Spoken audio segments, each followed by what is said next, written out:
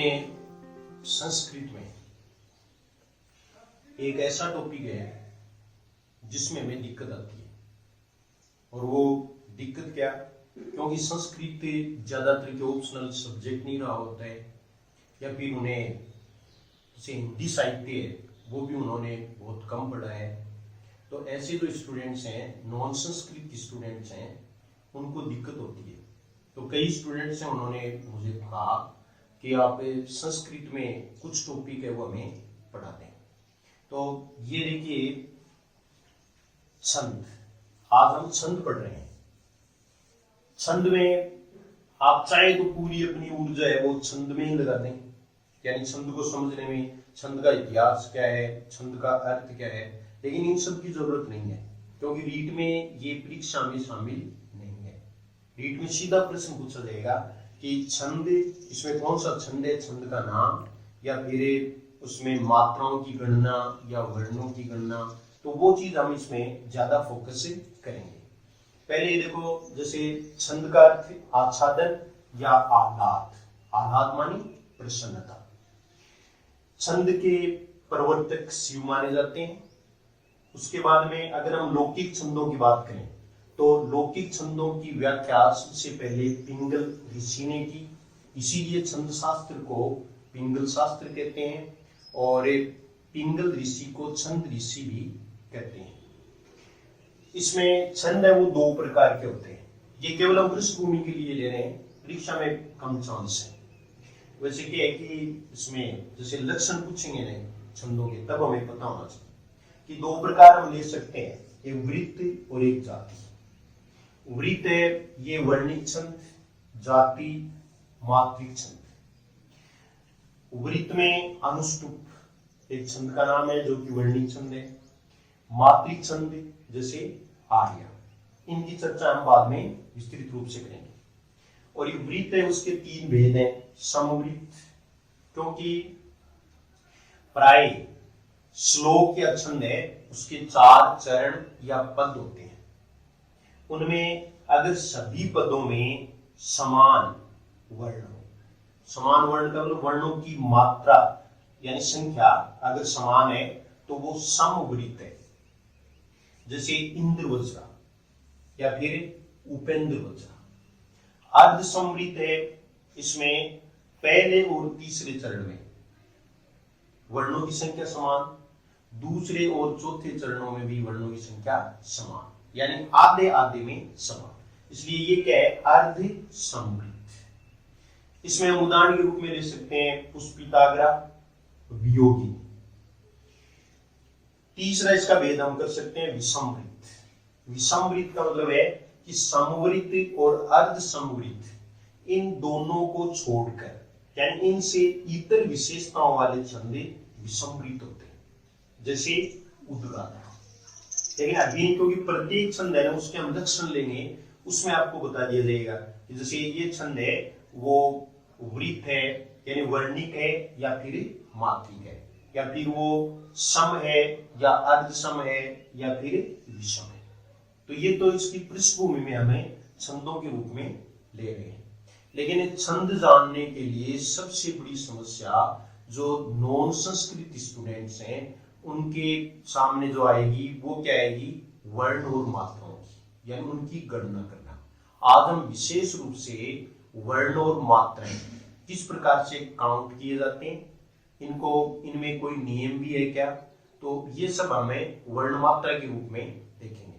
क्योंकि छंद समझने से पहले हमें इनके जो अंग हैं वो हमें समझने पड़ेंगे कि इसमें 5-6 बातें हैं, जैसे वर्ण, मात्रा, गण, इसके अलावा यति, गति, ये सब है वो इसमें हमें लेंगे संस्कृत छंदों में।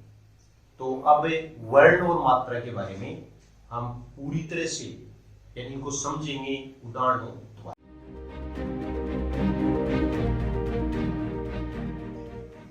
तो छंद समझने के लिए सबसे जरूरी है वर्ण या मात्रा। वर्ण किसे कहते हैं, मात्रा किसे कहते हैं, इसका संबंध छंदों से ज्यादा नहीं है, बल्कि हम ये मान लेते हैं। इसमें सबसे ध्यान देने योग्य बात है वो ये है कि वर्ण किसे कहते हैं।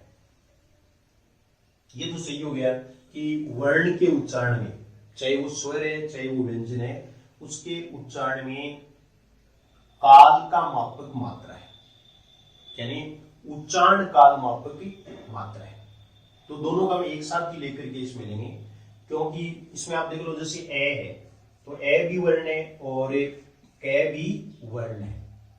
इन दोनों में जो है वो मात्रा काल, यानी ये मात्रा काल है।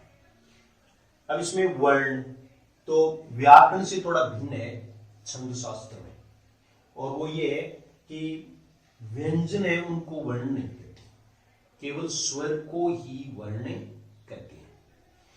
यानी कोई भी व्यंजन अगर स्वर रहित होगा, जिसे हम आधा भी कह देते हैं, या हलंत या हल, तो वो कभी भी छंद में वर्ण नहीं होगा, वो वर्ण नहीं है। इसमें आप यूं समझ सकते हैं कि जैसे ये देखिए, ये वर्ण नहीं है, हल्का निशान हट जाए, ए जोड़ देंगे तो ये वर्ण है। इसका मतलब वर्ण क्या हुआ, स्वर, यानी स्वर ही वर्ण है, स्वर ही मात्रा बनते हैं। इसलिए व्यंजन में अगर मात्रा है तो वो ही वर्ण है। और वर्ण में आप दूसरा भी देख सकते हैं, जैसे एक शब्द है ज्योत्सना। अब इसमें हमें वर्ण काउंट करने कि कितने वर्ण है। तो इसमें ये जय वर्ण नहीं है, टे वर्ण नहीं है, से वर्ण नहीं है। तो वर्ण कितने हुए, दो ही, क्योंकि ये में वो की मात्रा है, ने में आ की मात्रा है, तो इसमें दो ही वर्ण है। ज्योत्सना शब्द में दो वर्ण। तो ये हमें वर्णों के बारे में ध्यान में रखना है कि केवल स्वर को ही वर्ण कहते हैं। वैसे तो वर्ण है वो तीन प्रकार के, यानी इनके तीन हम भेद मान सकते हैं, लेकिन ये तीसरा भेद है वो हमें कोई काम का नहीं है, काम नहीं आएगा। इसमें देखिए लघु वर्ण।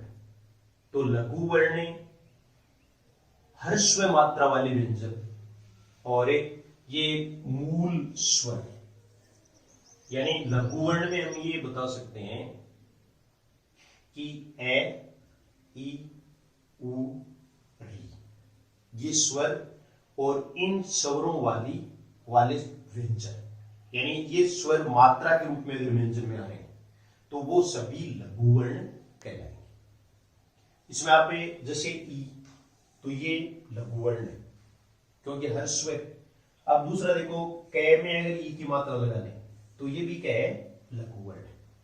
तो इसको दोबारा देख लीजिए कि ए, ई, उ, री, ये चार स्वर और इन चार स्वरों वाले व्यंजन, यानी जो मात्रा के रूप में इन चारों मात्राओं वाले व्यंजन है वो भी क्या कहलाएंगे, लघु वर्ण कहलाएंगे।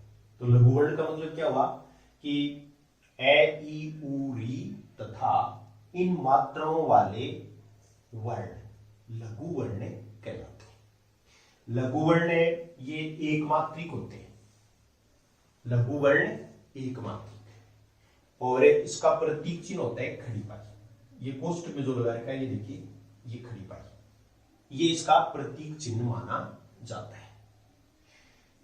दूसरा देखो गुरु वर्ण। गुरु मानी बड़ा, तो इसमें दीर्घ मात्राएं शामिल है। ये जो स्वर बच गए, आ, ई, उ, ए, ऐ, ओ, औ, ये सातों स्वर तथा इन मात्राओं वाले व्यंजन, ये सभी गुरु वर्ण कहलाते हैं। गुरु वर्ण द्विमात्रिक होता है, यानी गुरु वर्ण जहां भी है तो मात्राओं की संख्या कितनी हो जाएगी, दो। द्विमात्रिक, ये एक मात्रिक, ये दो ही हमें काम में आएंगे छंदों में जो हमारे पाठ्यक्रम में है। लेकिन इसका तीसरा भेद भी मानते हैं, जैसे प्लुत। प्लुत का कोई प्रतीक चिन्ह नहीं होता, बल्कि भारतीय अंक 3 ऐसा लगाने पर हम समझ जाते हैं कि ये प्लुत है और ये त्रिमात्रिक है। इसलिए इसका अब छंदों से कोई लेना देना नहीं है, केवल हम दो की चर्चा करेंगे, लघु वर्ण और गुरु वर्ण। और मात्राओं की संख्या है वो इनके प्रतीक चिन्हों द्वारा गिनी जाएंगी। अगर प्रतीक चिन्ह है वो खड़ी पाई है तो 1, और अगर ये गुरु वर्ण का चिन्ह, ये गुरु वर्ण का चिन्ह है, ये भी रेखा है, ये वर्तुलाकार रेखा, वर्तुलाकार रेखा कहते हैं इसको, वर्तुलाकार रेखा है। हम यही बोल देते हैं एस, लेकिन एस नहीं, ये वर्तुलाकार रेखा है। तो ये लघु वर्ण और गुरु वर्ण, इनका हमें अभ्यास करना पड़ेगा। अगर लघु वर्ण और गुरु वर्ण इनको अगर हम नहीं पहचान पाएंगे तो हम छंद नहीं सीख सकते। सबसे बड़ी समस्या है वो यही आती है, और इस पर हम सबसे ज्यादा फोकस करेंगे। राम, तो राम में देखिए आप, रे में आ की मात्रा है तो ये गुरु वर्ण है, मैं में है तो ये क्या है, लघु वर्ण। इसमें वर्णों की संख्या कितनी, 2, क्योंकि 2 स्वर है तो 2 वर्ण हो जाएंगे। और मात्राओं की संख्या देखो, ये 2 और 1 3, तो मात्राएं कितनी हुई, 3 होगी। ऐसे ही सूत, सूत में देखिए से में ऊ की मात्रा बड़ी है तो ये गुरु वर्ण है, थे में ए है तो ये लघु वर्ण है। ऐसे ही केशव, तो ए की मात्रा है गुरु वर्ण, से में ए है लघु वर्ण, वे में ए है लघु वर्ण। केशव में वर्ण कितने, 3, और मात्राएं कितनी, 2 3 4, मात्राएं कितनी हो गई, 4। वैदेही, वै के ऊपर ये 2 मात्राएं हैं तो ऊपर 2 मात्राएं हैं तो भी गुरु, 1 है तो भी गुरु, ई की बड़ी मात्रा है, ये तीनों जो वर्ण है वो क्या है, गुरु है। तो इसमें वर्णों की संख्या 3 है और मात्राएं कितनी हो गई, 6। अगला शब्द प्रीथा, प्रीथा में देखो पे में री, तो ये री हर्स्व, हम पहले पढ़ चुके हैं री हर्स्व यानी लघु वर्ण, और ये गुरु वर्ण। इन दोनों, इसमें देखिए आप कि प्रिय वो लघु वर्ण है, था है वो गुरु वर्ण है। वर्णों की संख्या 2 है और मात्राएं कितनी होगी, 3। ये तो सीधे सीधे थे, यानी सीधी मात्राएं हमने लगा दी इस प्रकार से। लेकिन हम ये जानते हैं कि संस्कृत में कभी अनुस्वार लग करके शब्द आएगा, कभी विसर्ग लग करके शब्द आएगा, कभी ये रे ऊपर वाला रे, कभी ये नीचे रे। तो ये सब है, इनको कैसे काउंट करें, ये बात है वो हमें समझनी है। तो अब हमें लघु वर्ण और गुरु वर्ण दोनों में यहां अंतर करके कुछ उदाहरणों के माध्यम से इनको सोल्व करें। लघु वर्ण गुरु वर्ण कब बन जाता है, यानी है तो वो लघु वर्ण, लेकिन कुछ परिस्थितियों में वो गुरु वर्ण बन जाएगा। इसके लिए मुख्य रूप से 5 बातें। सबसे पहले देखिए अनुस्वार। अगर कोई भी लघु वर्ण है उसमें अनुस्वार का प्रयोग हो जाता है तो वो लघु होने पर भी गुरु माना जाएगा। जैसे रामम, तो ये देखिए मैं के ऊपर अनुस्वार, यानी जिसके ऊपर अनुस्वार होता है वह लघु होने पर भी गुरु बन जाता है। गुरु है तब तो गुरु है ही। तो यहां ये देखो रे में तो आगे मात्रा है तो ये गुरु वर्ण, मैं में अनुस्वार है तो ये भी गुरु वर्ण। दूसरी बात है विसर्ग, यानी विसर्ग का प्रयोग होने पर, जिसके बाद में विसर्ग का प्रयोग हुआ है वह लघु वर्ण होने पर भी गुरु बन जाएगा। तो ये रा गुरु है, मैं में विसर्ग, तो ये भी क्या बन जाएगा, गुरु वर्ण बन जाएगा। तीसरी बात संयुक्त व्यंजन से पहले वाला वर्ण अगर लघु है तो वो भी गुरु बन जाएगा। पक्ष, पक्ष में क्षय, ये संयुक्त व्यंजन है तो इससे पहले वाला वर्ण पे में एक ही मात्रा है तो ये हमारे नियम अनुसार लघु होना चाहिए, लेकिन यहां पर ये क्या बनेगा, गुरु बनेगा। और ये जैसा है वैसा ही आएगा, यानी संयुक्त व्यंजन में अगर ह्रस्व मात्रा है तो वो लघु बना रहेगा, अगर उसमें बड़ी मात्रा है दीर्घ है तो वो गुरु बन जाएगा। जैसे इसमें देखिए दूसरे में पक्षी, तो ये तो गुरु है ही, किसके कारण? क्षय के कारण, और ये ई की बड़ी मात्रा है तो ये बन जाएगा गुरु, जबकि यहाँ क्या था? लघु था। ऐसे एक उदाहरण हम और भी ले सकते हैं, जैसे ये देखिए अक्षी, तो अक्षी में क्षय में ई की मात्रा छोटी है, तो ये गुरु और ये लघु ही रहेगा, ये लघु। क्षी है वो लघु, क्योंकि क्षय में ई की मात्रा छोटी है। विज्ञ, तो गे है वो क्या है? संयुक्त व्यंजन है, तो गे से पहले ये लघु ई की, यानी लघु वर्ण है, ई की छोटी मात्रा है, लेकिन ये क्या बन जाएगी? बड़ी। ये दीर्घ गुरु वर्ण हो जाएगा और ये लघु ही रहेगा। ऐसे पत्र में त्रय, तो त्रय संयुक्त व्यंजन है, संयुक्त व्यंजन होने पर ये गुरु हो जाएगा और ये लघु ही रहेगा। ऐसे ही अद्य, ये भी संयुक्त व्यंजन माना जाते हैं, क्योंकि दय और ये मिले हुए हैं, मिला हुआ कोई भी हो चाहिए, दो व्यंजन अगर मिले हुए तो वो संयुक्त व्यंजन हो। इसमें ए में ये गुरु वर्ण हो जाएगा, किसके कारण? दे के कारण, और ये लघु।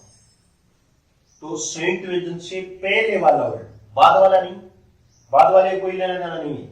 जैसे बाद वाले में आप देखिए स्व, ये तो ये से जो आता है स्वर रहित है, तो ये इसको प्रभावित नहीं करेगा, बल्कि ये लघु ही रहेगा।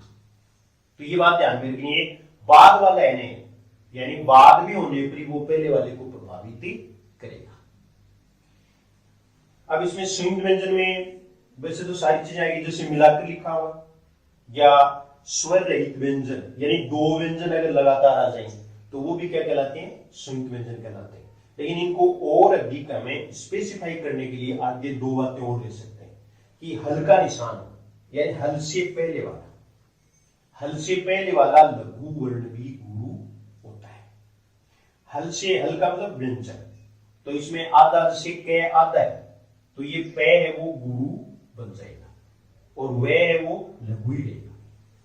क आधा है, स्वर रहित है, इसके ऊपर कोई भी लघु या गुरु वर्ण का चिन्ह है वो नहीं आएगा, क्योंकि ये वर्ण नहीं है।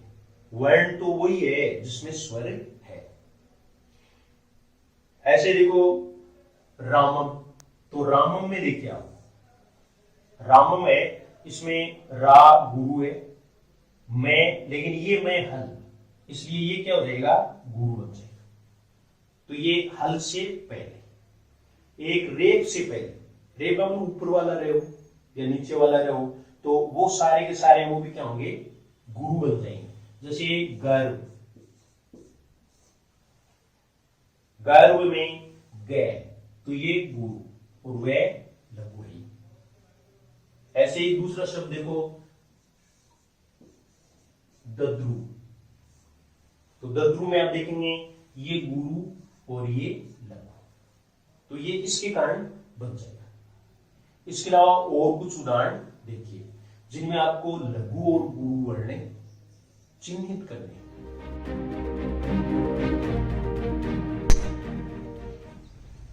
इन शब्दों को देखिए आप, इन शब्दों में हमें लघु और गुरु वर्ण उनको चिन्हित करना है।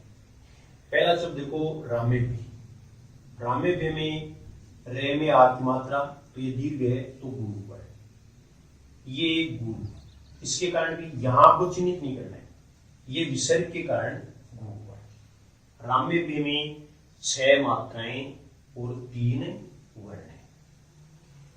अलक्ष्यम, अलक्ष्यम में ए लघु वर्ण, ये क्षय संयुक्त व्यंजन हो गया, तो ये गुरु बन जाएगा, और ये भी गुरु, किसके कारण? मैं के कारण। इसमें आपको बाद वाला जो वर्ण है वो देख करके पहले वाला वर्ण है उसको चिन्हित करना है। जैसे आप लय को, तो लय को चिन्हित नहीं बल्कि बाद में देखेंगे भय, तो भय है वो आधा है, स्वर रहित है, तो ये गुरु वर्ण हो जाएगा। यहां पर ये में देखते ही नहीं करेंगे, पहले मैं को देखेंगे, तो मैं हल्का निशान लिए हुए, तो ये गुरु। वृत्तिम, वृत्ति में री है वो लघु वर्ण है, लेकिन यहां ये देखो ये तय, ये संयुक्त व्यंजन है, तो यहां व्यंजन द्वित्व मान लो, व्यंजन द्वित्व भी उसका एक पार्ट है, तो इस प्रकार से ये गुरु वर्ण और ये मैं के कारण ये क्या बनेगा, ये भी गुरु बन जाएगा। ऐसे ही अश्रु, अश्रु में ये श्रेय संयुक्त व्यंजन है, तो ये गुरु वर्ण और ये लघु वर्ण। ऐसे ही स्मृतय, स्मृतय में ये वर्ण है ही नहीं क्योंकि स में स्वर नहीं है, मैं में भी है, तो ये लघु वर्ण और ये विसर्ग के कारण गुरु वर्ण। ऐसे ही प्रवास्य, प्रवास्य में प्र, तो ये स्वयं लघु वर्ण है, यहां अगर ए होता तो वो गुरु वर्ण बन जाता। ऐसे ही ये गुरु वर्ण, ये विसर्ग के कारण गुरु।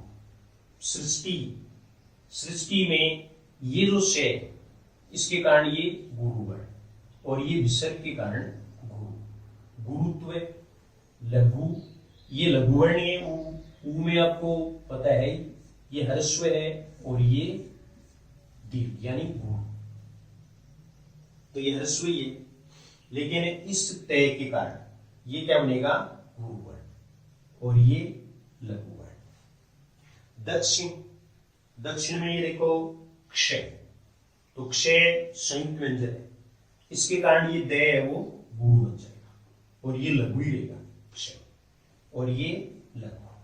दक्षिण में 3 वर्ण है और 4 मात्राएं। सुक्तम, सुक्तम में इस पे के कारण ये गुरु वर्ण और इस में के कारण ये भी गुरु वर्ण, यानी 4 मात्राएं और 2 वर्ण है सुक्तम में। पे और मैं वर्ण है।